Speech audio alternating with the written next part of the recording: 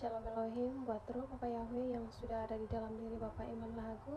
Salam hormat buat roh Tuhan Yesus Kristus yang sudah berdiam di dalam diri Pak Aditya Nugrahanto, dan juga Shalom Elohim buat mempelai terpilih yang cantik kalau mempesona di hati Bapak Yahweh, mempelai P. Hamdani. Shalom Elohim kepada semua para saksi surga, para malaikatnya, para mempelai-mempelainya, anak-anak Tuhan dimanapun berada.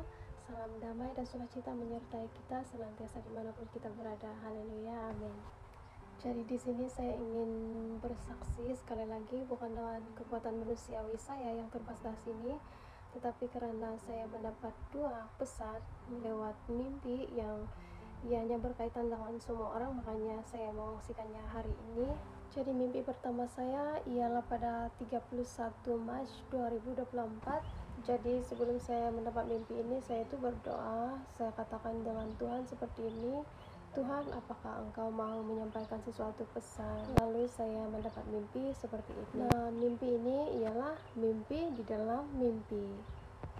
Nah, di dalam mimpi itu juga saya tidur. Lalu saya mendengar satu suara berkata, aku tidak suka orang yang mengulur-ngulur waktu, yang suka berlambat-lambatan. Semua orang terikat dengan handphone, sedangkan komjen itu pun masih terikat dengan handphone juga. Hanya itu saja lagi, kata suara itu. Nah, komjen yang disebutkan itu pada waktu mimpi itu saya mengerti bahwa itu ialah Komjen Dharma Pongrek, apa itu, orang Indonesia itu. Jadi saya herankan kenapa saya termimpi, karena saya bukan orang Indonesia. Jadi saya bertanya kepada roh Bapak Yahweh, dan seperti ini ya, Tuhan sangat baik kepada kita semua anak-anaknya. Dia mengingatkan kita supaya lebih berfokus untuk mencarinya di dalam roh dan kebenaran, ketimbang ataupun daripada berfokus hal-hal dunia, terutama lewat telepon. Jangan sampai menyalahgunakannya, tetapi kita gunakan untuk bersaksi dan memuliakan nama Tuhan Yesus Kristus. Lebih fokus sama handphone dan lupa mencari Tuhan itu lebih parah daripada penyembah berhala dan salah satu keterikatan keinginan daging dan kenikmatan dunia ini yang tidak bisa disadari oleh tubuh, jiwa, dan roh, sehingga pada akhirnya kita tak tertawan olehnya, yang mana tanpa handphone pikiran kacau dan tidak dapat melakukan aktivitas. Waspada akan hal itu. Baik komjen atau siapapun anak Tuhan di belahan dunia ini yang masih dipakai olehnya, yang seroh, seiman di mata Tuhan, kita semua bersaudara. Tidak ada istilah itu orang Indonesia, orang Malaysia, dan lain-lainnya. Nah, di sini sudah ada beberapa para saksi surga juga sudah pernah menyampaikan mengenai hal telepon ini. Saya sendiri merasa tertegur, dan baiklah kita menggunakan pakai telepon ini untuk tujuan yang bersesuaian bagi kemuliaan nama Tuhan sahaja. Jadi di sini ada lagi mimpi yang kedua. Jadi mimpi kedua ini saya dapat pada hari ini sekitar pagi. Nah, dalam mimpi itu saya pergi ke pasar raya, pasar jual sayur dan barang-barang rumah, dan saya bertemu dengan malaikat Triana, tubuh casingnya yang saya panggil JJ Riana. Dia ada di pasar raya itu juga sedang membeli barang-barang.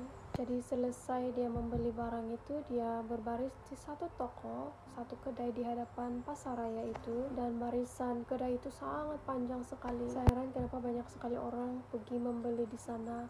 Lalu saya pun ikut sama berbaris di tempat itu juga. Saya ingin melihat dan berkira untuk membelinya juga. Jadi bila tiba giliran saya itu, persoalan saya terjawab bahwa barang yang dijual itu hanyalah satu buah, jenis buah yang dulu di waktu kecil saya itu selalu makannya, selalu memakan, karena buah itu buah hutan, dia tidak perlu ditanam seperti yang Nina nanti saya perlihatkan. Nah, ini makanan waktu saya kecil, karena dulunya itu kurang uang untuk membeli makanan enak. Jadi inilah makanan saya masa saya kecil. Jadi saya mengambil 10 biji daripada buah itu dan membawa di hadapan tempat membayar itu, dan harganya itu sekitar 67 ringgit. di dalam rupiah dalam sekitar 225.000 rupiah. Lalu saya sangat terkejut karena buah itu buah hutan, tidak ditanam, dan mengapa sangat mahal begitu. Jadi saya tidak jadi membelinya karena ianya ada di halaman rumah saya. Jadi saya bertanya lagi sekali kepada roh Bapak Yahweh, dan jawabannya adalah seperti yang mana itu ialah gambaran kesusahan, kelaparan yang menimpa seluruh dunia, dan kita diperintahkan untuk bercocok tanam untuk menghadapi masa kesukaran itu yang sudah ada di depan mata. Syukur kalau masa ini kita masih boleh membeli dan menjual, dan bagaimana kalau suatu saat ke depan anak-anak Tuhan yang tidak bersekutu dengan dunia tersingkir, tidak bisa melakukan apa-apa. Maka dari itu Tuhan mengingatkan supaya kita berhikmat seperti 5 gadis bijaksana itu. Jadi tentang masa kesukaran ini juga para saksi surga yang lain sudah share hal ini juga. Jadi saya di sini mengongsikannya sekali lagi bahwa itu benar-benar terjadi, dan kita sudah diperingatkan sebelumnya untuk mempersiapkan diri kita untuk waktu ke depan itu. Jadi hanya demikian kesaksian saya, semoga memberkati, menjadi peringatan kita bersama-sama.